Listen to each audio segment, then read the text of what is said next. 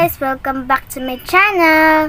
So for today's video po ay pag-uusapan natin at tuturo ko din po sa inyo kung paano tanggalin ang copyright. So bago po tayo magsimula, don't forget to subscribe, like, and share. So ano nga po ba ang copyright claim? Ang copyright claim po is ang simpleng pagka-copyright. So, ang ibig sabihin po nun is na-copyright po kayo at yung owner po ng sounds or ng video is parang maghahati po kayo.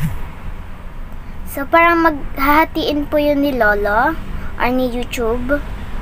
So, isa po sa iyo at isa din po sa owner. Alright. So, ano naman po sa copyright strike? Ang copyright strike po is napakabigat na strike para po sa inyong channel. So, kapag nakatatlo po kayong strike, is wala na po yung channel nyo. So, sa copyright strike po is parang hindi nyo na po siya pwede i-mute or hindi nyo na po siya pwede i-cut. Or parang i-dispute nyo po siya. Pero, kapag may nakalagay po na dispute is, malalaman nyo naman po kung copyright strike po yun. Kasi po may nakalagay po doon. Pero kung dispute lang po ang nakalagay, pwede po natin i-delete yung video or i-unlisted. Pero ang recommended ko po sa inyo, mas maganda pa rin po yung i-delete. Para po, kasi pag magtataka po si Lolo or si YouTube, kung bakit may naka-unlisted kang video. May tinatago ka ba? Or ano? So, ayan po. So, doon na po tayo sa video. Papakita ko na po sa inyo kung paano na po natin tatanggalin ang copyright. Let's go! Okay guys, papakita ko po muna sa inyo ang unang way kung paano po natin tatanggalin ang copyright. So, ito po, makikita niyo po dyan sa aking screen. Okay? So, una po is makikita po natin dito sa YouTube Studio. Ayan po. Ito po. Videos. Ayan. So, copyright claim po ito. Na-copyright po itong isa ko pong video. So, punta po tayo dito sa Chrome. Okay. And then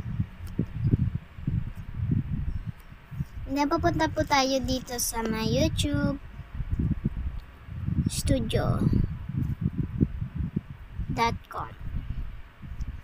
channel. Or lagay po natin is studio. Yan. So, mapupunta po tayo dito. Pero, hindi po natin siya maano. So, ang gagawin po natin is i-delete po natin itong YouTube Studio at i-install na lang po natin siya mamaya. Okay, so, punta ulit tayo dito and then punta ulit tayo dito sa YouTube Studio.com channel. Studio pala, studio.youtube studio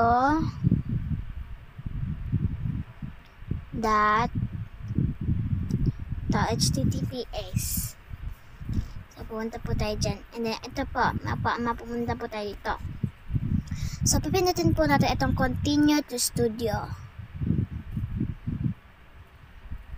Hintayin lang po natin.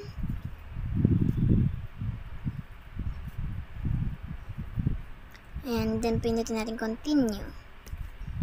So, natin siya. And then, pupunta po tayo dito. So, pag naka-text website tayo, ayan. And then, i-switch account po natin siya sa main channel natin.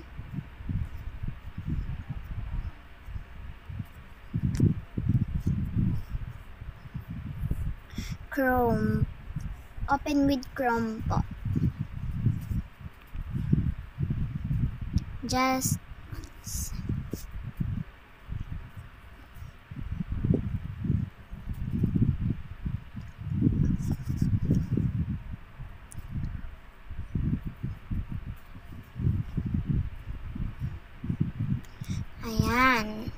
So, ito po makikita niyo po dito. And then, pupunta po tayo dito. Yan. Ito po yung pupuntahan natin. Ito po. Yan. So, pindutin po natin yung content.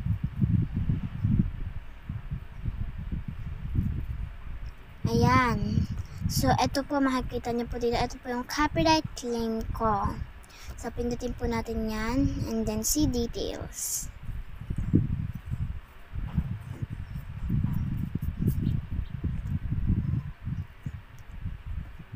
Ayan. So, ito po. Nakikita niyo po dito. Ito po yung ating copyright. So, paano natin? Yan. May nakalagay po dito.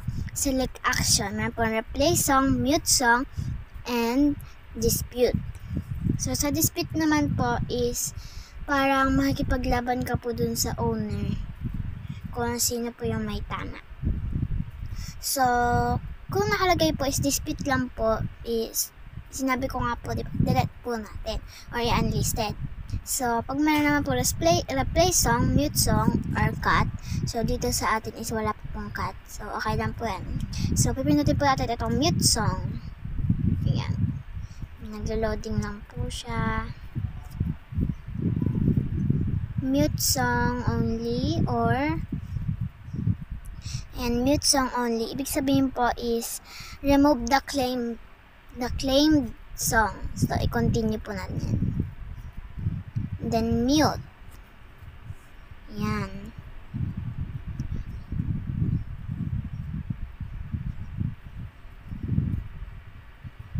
Yan. So, may nakalagay po dito, not affected channel impact. Kasi visibility niya po is public. So, yan. Nakalagay dito, this process might take a while. You may close this window and check back later. So, hihintayin lang po natin siya kung copyright po siya or hindi. Okay, check na lang po natin siya mamaya.